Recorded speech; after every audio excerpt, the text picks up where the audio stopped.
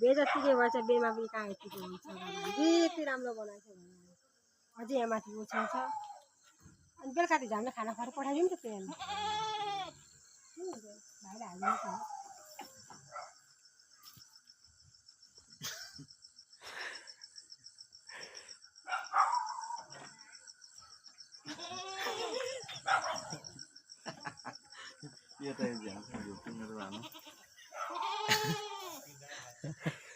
के छ भोलि पर्सि छोराको बर्तन गर्नको लागि रेडी हुनुहुन्छ? एकदम रेडी भाइ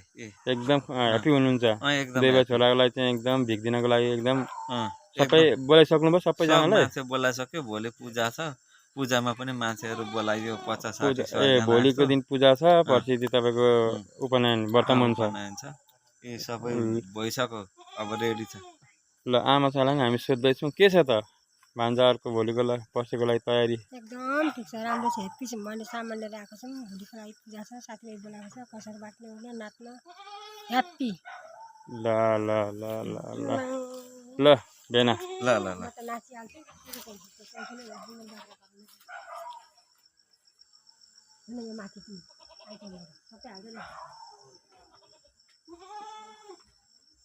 यो चाहिँ हामीले आज अहिले नौलो मान्छेलाई दिएको कहिल्यै नचलाएको टेन्टलाई दिएको एकदम राम्रो गरिदिएको छ अझै कार्पेट छ अब यहाँ अझै कार्पेट लाउन बाँकी छ अनि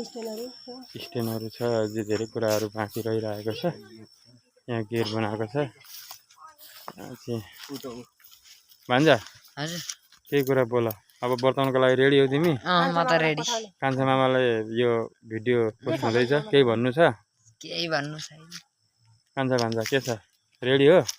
रेडी हो मामाहरूलाई भगाउनुको लागि रेडी यो चाहिँ हाम्रो गेट राखेको छ होइन यहाँबाट ठ्याक्कसँगले यतातिर चाहिँ यहाँ चाहिँ यस्तो बनाएको छ माथि चाहिँ हामीले आज यसपालि नौलो पार्टीलाई दिएर गरेको थियौँ उसको काम हेर्नको लागि ल कान्छा ताना म पोस्ट गरिदिन्छु भान्जाहरूको चाहिँ अब वर्तमान हुनको लागि रेडी छ यहाँ चाहिँ स्टेज बनाएको जुन हामीले टिका लाउने मौसम भन्दा पनि आएका छन् यहाँनिर